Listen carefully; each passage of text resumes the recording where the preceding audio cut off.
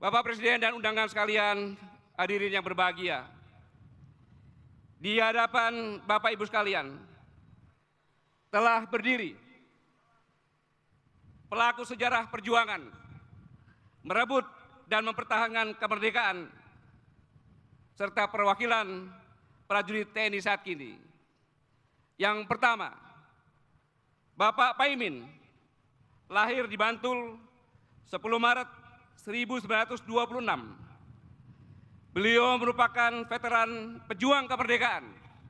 Sebagai tentara pelajar berjuang, pada tahun 46 beliau masuk BKR, sampai dengan tahun 49 beliau ikut dalam perjuangan agresi militer 1 dan 2 di Yogyakarta.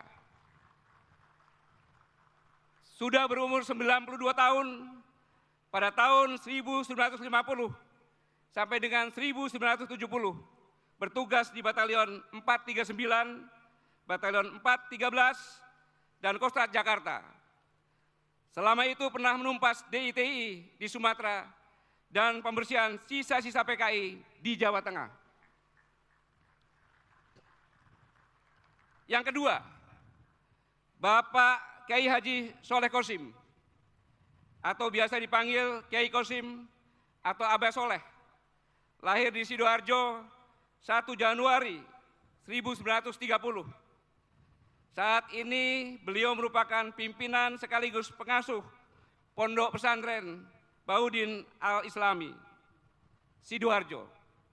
Beliau adalah anggota Laskar Sabilillah tahun 1943, pimpinan Kiai Haji Maskur, serta Barisan Hizbullah yang berjuang terdepan pada 10 November di Surabaya.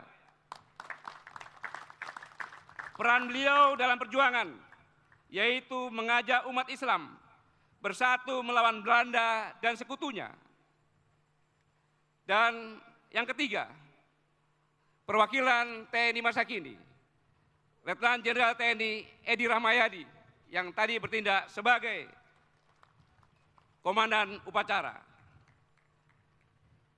Kami mohon Bapak Presiden, setelah pembacaan doa, Bapak dapat berkenan memotong tumpeng dan menyerahkan kepada perwakilan pejuang dan prajurit TNI yang telah hadir di tengah-tengah kita.